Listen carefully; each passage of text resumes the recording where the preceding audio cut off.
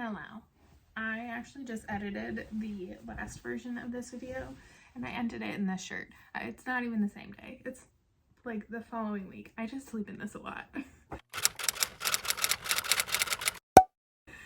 And it is like 10:30, so in theory, I should be getting ready to go to bed. But I thought I would start this. So we are on to the 5th installment of the series version of this Try a Chapter video, where I read 5 of the book boxes that I accumulated over my several years of probably spending money I shouldn't have because I'm not reading a lot of these books, and seeing if I actually like them, if I should keep them on my TBR or not.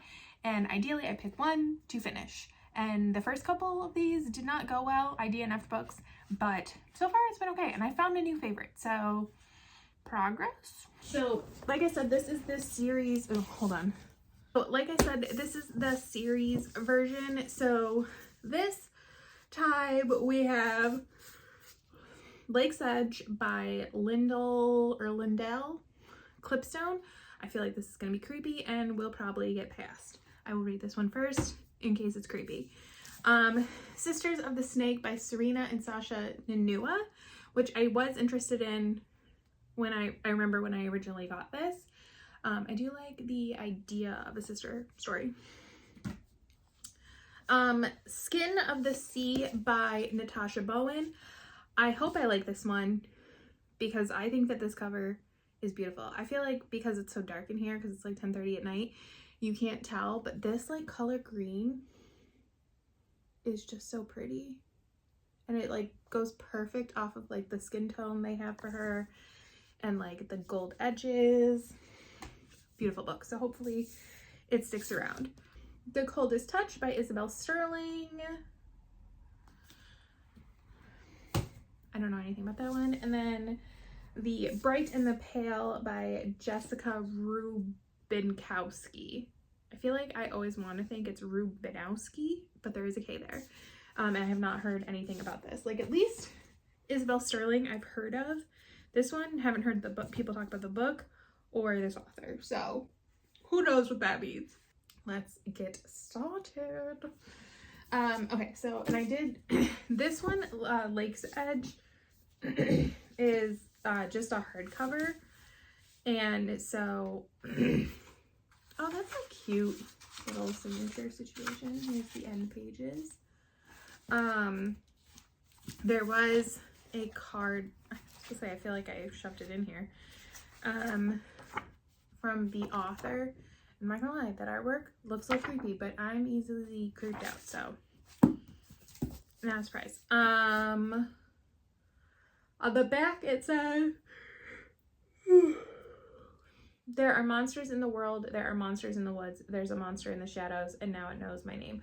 Okay, I'm gonna tell you this. I'm gonna read the synopsis for you, and if the synopsis gives me the heebie-jeebies, I'm not even gonna read the chapter. I'm not putting myself through that. I know that might seem dramatic. Let me be dramatic. I am dramatic. I am so easily freaked out. I'm not even gonna tell you because it's gonna send me down a rabbit hole I do not want to go down right now in my brain.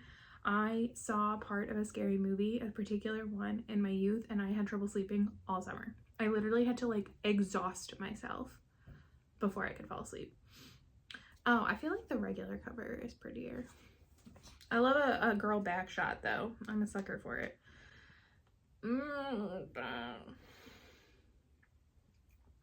A gothic fantasy about monsters and magic set on the banks of a cursed lake. There are monsters in the world. When Violetta Graceling arrives at her haunted Lakesedge estate, she expects to find a monster. She knows the terrifying rumors about Rowan Sylvanan, who drowned his entire family when he was a boy. But Rowan, she discovers... Oh, but neither the estate nor the monster are what they seem. There are monsters in the woods. As Letta falls for Rowan, she discovers he is bound to the Lord Under, the sinister death god lurking in the black waters of the lake, a creature to whom Letta is inexplicably drawn. There's a monster in the shadows, and now it knows my name. Now to save Rowan and herself, Letta must confront the darkness in her past, including unraveling the mystery of her connection to the Lord Under. I was trying to like read some reviews. Okay, after much careful consideration, I have decided that I'm going to not risk it, and I'm just going to pass and not even read the first chapter out of an abundance of caution. Sorry for the false premise, I guess, on this video. So we'll do The Bright and the Pale by Jessica Rubinkowski. Oh, you're a cute little lady. Oh yeah, I remember looking at this dust jacket when I first got it now. I mean, it's very pretty blues. I love blue. It's a very pretty color. The dust jacket. I can't, what does it say? This is a fairy loot. Oh, can I say, I hate when they put the dedication on like this page because like I feel like nobody ever looks there. You know? So that's rude. Let them see their dedication. Has pretty like kind of shiny blue edges. Ugh, yawning. Okay. 17-year-old Valeria is one of the only survivors of the freeze, a dark magical hold not mountain unleashed on her village. Everyone, including her family, is trapped in an unbreakable sheet of ice. Ever since she's been on the run from the Tsar, who is determined to imprison anyone who managed to escape. Valeria finds refuge with the Thieves Guild, doing odd jobs with her best friend Alec, and the only piece of home she has left. That is until he is brutally murdered. Ooh, dramatic. A year later, she discovers Alec is alive, okay, less dramatic, or more, and being held against his will. To buy his freedom, she must lead a group of cutthroats and thieves on a perilous expedition to the very mountain that claimed her family. Only something sinister slumbers in the heart of Nott, and it has waited years for release. Inspired by Russian folklore, Jessica Rubinkowski's epic fantasy debut is a thrilling page-turner with romance, tragedy, magic, and monsters that will stay with you to the very end. Hopefully not creepy monsters, Jessica. We just talked about how I don't like that. Okay, I don't know. Maybe I'm like cautiously interested. I feel like a lot, like everything. I thought that stuff in the synopsis, like her friend and him like dying and then like being alive, I guess. Although I guess if you put it in the synopsis, I thought we were gonna see that like on page to get like emotionally invested in her, and it's not. Like that's already occurred. Well, like him being dead. I assume it's him. Is dead. Right now it's just there was a lot of information. I don't know. So maybe this is the kind of one that like if I end up not picking it, I might read some. I'm not like really into keeping it. It is a duology, so that wouldn't be like too much of a commitment. So I would probably read some reviews before deciding to keep it on my TBR or not. So yes. Okay, next we have The Coldest Touch by Isabel Sterling, which I believe is a vampire story. Yeah, she's the author of These Witches Don't Burn. I remember being interested in that when it came out, and then I just never read it. I think this is another one that was like an extra book in a book box, although it is signed, and it does say it's fairly exclusive, but I think that this was like a second one. So the synopsis. Elise is cursed. Every time she touches someone, she experiences how they will die. And when she predicts, but is unable to prevent her brother's death, Elise is desperate to escape her terrible gift. Then she meets Claire, a vampire tasked with helping Elise master her rare powers and recruiting her to the Veil, a secret organization determined to protect the paranormal world at all cost. At first, Elise is reluctant to work with a vampire, but when she predicts a teacher's imminent murder, she's determined to stop the violent death. As Elise and Claire grow closer, Elise begins to wonder, can she really trust someone tasked with securing her loyalty? Someone who could so easily kill her. Someone who might hold the key to unraveling her brother's mysterious death. Okay, so there was like a prologue, which I wasn't feeling the writing style there, and I was like, ooh. But when we switched over to chapter 1, which is Elise's POV, and it looks like chapter 2 is Claire, so I'm guessing we're gonna have 2 POVs, which is good. I don't like first person. It felt more natural. Like the prologue just felt like a little fancy, like, I don't know, like a little, this is how Edward Cullen would have written a book, you know? I don't know how old Claire is, like she looks 17 and is 17, but like how old of 17 is she, you know? Like Edward's like 117 or whatever. I don't know how I feel about this, and I don't know if it's because it's like basically am I still reading paranormal? Is paranormal still a thing I'm into? I don't know. I'm more interested after chapter 1, so we'll see. I feel like I said this in the last one, I think I'm more into like other worlds right now, so I feel like this has like the slight edge, but this will probably stay on my TBR, but I think I would check reviews too on this one. Okay, next is this really, hold on, is this not a standalone? I would have expected this to be a standalone. Did I screw this up again? It is definitely a standalone. Why am I so bad at this? So again, pretty cover. Let's look at, this one has a little note with the pretty cover on it as well.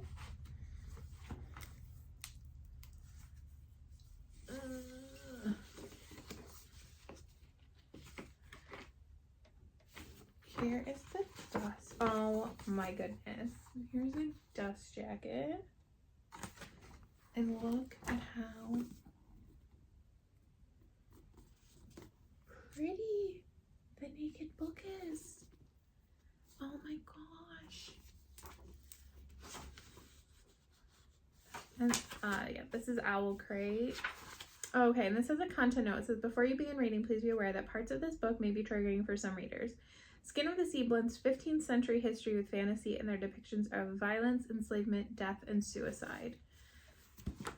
Those are typically not things that bother me, so let's go to the synopsis. Simi prayed to the gods once. Now she serves them as Mami Wata, a mermaid, collecting the souls of those who die at sea and blessing their journeys back home. But when a living boy is thrown overboard, Simi does the unthinkable. She saves his life, going against an ancient decree, and punishment awaits those who dare to defy it. To protect the other Mami Wata, Simi must journey to the Supreme Creator to make amends. But all is not as it seems. There's the boy she rescued who knows more than he should, and something is shadowing Simi, something that would rather see her fail. Danger lurks at every turn, and as Simi draws closer, she must brave vengeful gods, treacherous lands, and legendary creatures. Because if she doesn't, then she risks not just the fate of all Mami Wata, but also the world as she knows it. Okay, so I have finished chapter 1, and it is interesting. I'm very confused right now, but that's not unusual, so that's fine.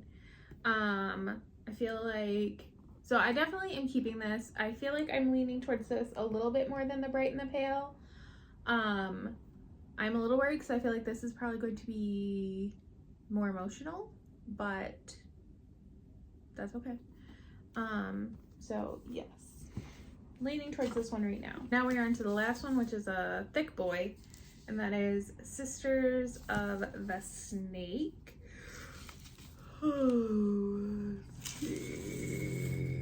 Which is written by sisters, I believe. Yes, they are twin sisters living in Ontario. Oh, I like this art style. That's the dust jacket.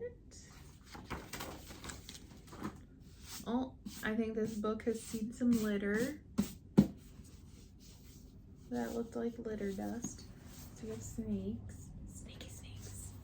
Orange. Orange is not my favorite color, but I feel like with this like tealy color, it looks good. I mean, obviously they pay people to design these things who know a lot more about color than I do. So Princess Rani has heard the whispers. Snake Princess, they call her, a girl with fangs for teeth. Her people fear her, yet her father doesn't believe her capable of ruling. Raya is the quickest thief this side of the Var River. That's why she's still alive. But when she's conscripted into a looming war, she knows she has to be quicker than ever before to elude the royal army's grasp. These two lives collide, turning everything upside down. Because Raya and Rani, orphan and princess, are unmistakably identical. A deal is struck. Both can get what they want if they switch places for less than one moon's time. But danger lurks in both worlds, and the two are thrust into a race to unravel a mysterious prophecy and locate a long-lost mythical object. To save their home, thief and royal must work together or watch it all fall into ruin. Oh, so not sisters. Maybe sisters? Secret sisters? Okay, so I am definitely going to pick this one. It is so weird. I can't explain to you why, but this one is just drawing me more. Sure, yes. So is this like The Princess and the Pauper, or The Prince and the Pauper? And I think Princess and the Pauper, isn't that like a Barbie movie? I don't know. But it seems interesting. Although I feel like I'm probably gonna keep most of these. So that's I mean, is that good? I am trying to dwindle my TBR, but you know, it's fine. I think definitely keeping Skin of the Sea. And then these two, I think I'm gonna read some reviews. So if they end up in my unhaul, you know I get rid of them. If they don't, you know I kept them. So yes. That being said, well, that was interesting. And it looks like it's gonna be dual POV, so that was just Raya is how I'm gonna say it. Point of view, and now we're gonna go into Ronnie's. And I actually am interested, but it is 11:30 and I have to get up a little early tomorrow morning because I have to go to my cousin's daughter's first communion. So that should be interesting. I haven't been to church in quite a long time. So yeah, so I think I'm gonna try curling my hair tomorrow. So it's mostly dry, probably 50% dried. So I think I'm going to try to go brush it and then get ready for bed. So hello. Oh my gosh, I look horrible. My cleanser is out and I haven't gotten to the store yet. Hopefully today, we'll see. But I feel like my face is like not doing great. Anyways, and I just went for a run. I did 5 minutes. I did 4 intervals of a 5-minute run and a 3-minute walk today, and it went very good. I went pretty slow. Like, I did 3 intervals of this Tuesday. It's Saturday, and this felt better. I did go slower today, which was a very purposeful choice, and I felt good. I still don't understand how this is supposed to, I mean, technically I think I was only supposed to do this interval set once. I have added 2 in because I have a little bit of wiggle room. So then I was supposed to do this yesterday and I didn't because I got home and I was tired and it was rainy and I just, it's been a rough week at work, and so I didn't. So tomorrow I think I'm supposed to do 8 minutes of running and 3 minutes of walking. Maybe it's 6 minutes. But I think Tuesday I'm supposed to do 20 minutes of running. And I just don't understand how I'm, like, I ran for 20 minutes today, but with 3 minutes of walking in between it. So it's very weird. And like 20 minutes is gonna be just over a mile. Like if I'm lucky, like 1.25 miles, probably. So like I'm gonna have to run for like at least 45 minutes. I think, to do a 5K, and I don't know how that's possible. And I have like 1 month. I think registration is, oh, so I don't know if I've ever said this. I have told myself I can try to register for the Disney Princess Half Marathon in June, which is like June 24th, if I can run a 5K. So I've been, which I want, like one of my goals for this year is to run a 5K, like run it. It doesn't have to be a race, just like the distance of a 5K. And part of the reason I set that, like the goal of like you have to complete that before you can register, is because I've registered for 2 half marathons now and been swept for both of them. Now one, I honestly think if I hadn't done the challenge and added the 5K, do 5K, 10K half, I probably would have completed the half. I got swept at mile 12, so like I made it pretty far. And then the one in this past January, I knew I wasn't gonna make. I did lackluster training, I had an injury.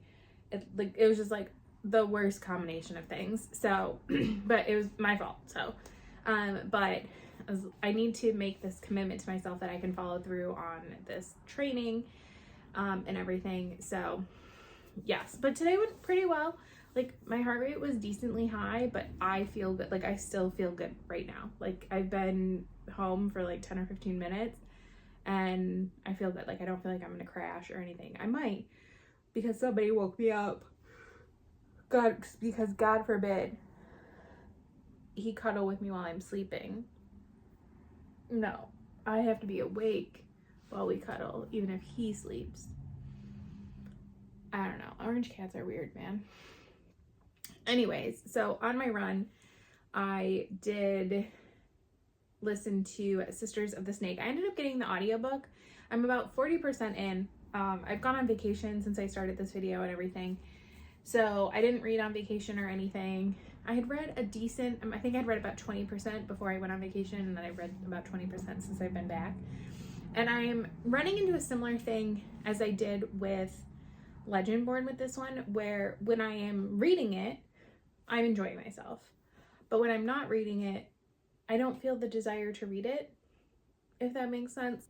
I will hopefully go grocery shopping today, and so my plan is to listen to it while I'm doing that. And then tomorrow, I'm either gonna walk or run, and I will listen on that. So hopefully that will help as well.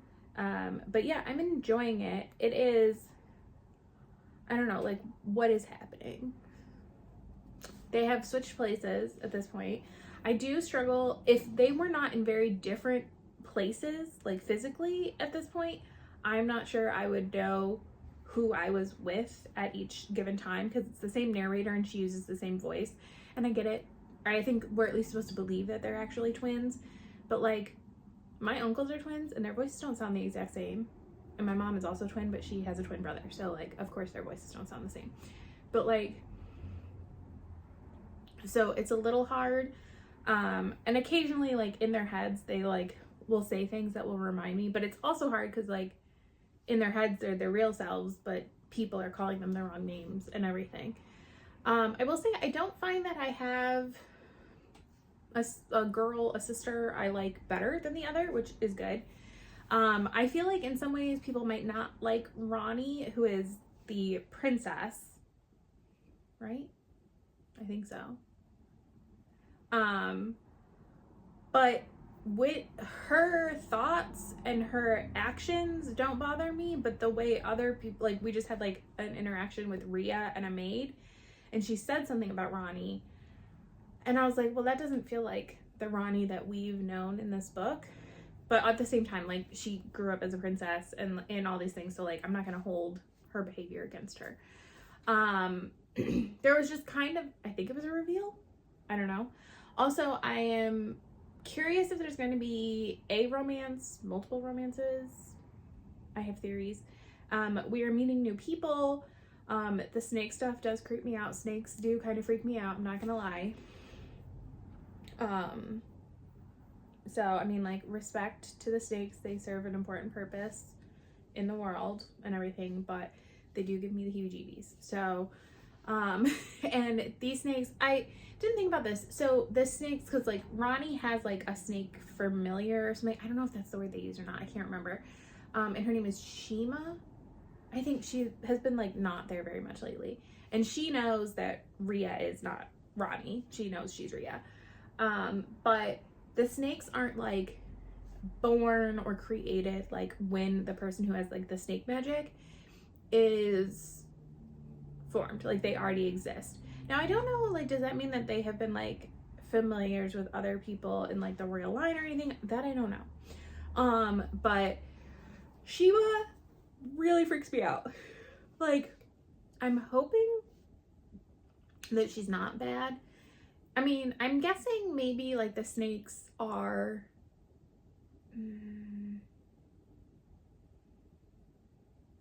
like kind of like neutral, like she will kill people, and like they're people you don't necessarily want to die, but like she's just being a snake. Do you know what I mean? So like, I don't know, but I feel like Ronnie kind of like has this connection and care for her, so I don't know what to expect from her. And we haven't really met any other snakes. I don't know if we will be other snakes. Shima could talk to Ronnie and Rhea. But I don't think they can talk to like other snakes, but I don't know.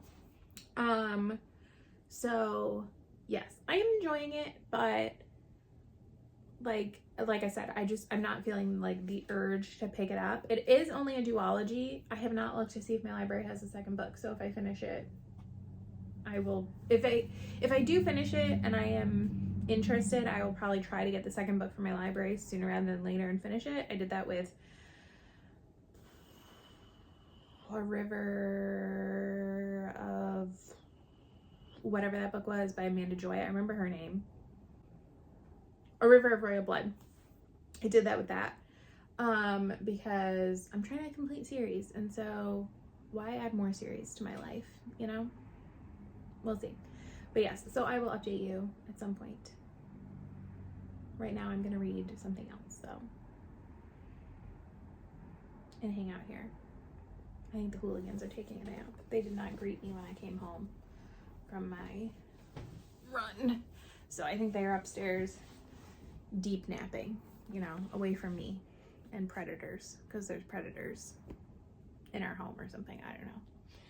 So update, they are not upstairs, or there's something else in my house, because I can hear somebody crunching on food right now. Not that you really cared, but I thought I would tell you. Hello. He saw a chipmunk earlier and is now on chipmunk alert, and it's very aggressive. What is this chunk of hair? It's like a big chunk. Anyways, I feel like a besties. I finished Sisters of the Snake on my run today, which, by the way, today I had to run 20 minutes straight, and I did it, and I was fine. I survived. Very exciting. But I finished Sisters of the Snake while I was out there. I only had like 30-ish minutes left in like at the speed I was listening to the audio, and I have to say, especially if you don't listen to the epilogue, I feel like this could read as a slightly open-ended standalone, and I feel like that was an interesting choice. I mean, even with the epilogue, I feel like you could stop and just be like, meh. But I gave it 4 stars. I ended up really enjoying this. I think I still feel like it was a little hard sometimes to tell the characters apart, so I'm curious. I do plan on reading the second one. I'll get it from the library. I'll probably just listen to it on audio again. There were like some romancy elements. They were predictable, but I feel like they worked. I'm curious to see what happens with that in the second one. I feel like that's a little interesting. And there were some character choices that I felt like were different than maybe would have been normal for this type of book. I don't want to like go into details. And I am also curious how that is going to pan out in the next book. So we'll see. But I did enjoy this. And I guess I'll just have to see what happens in the second one. But yeah, that's it.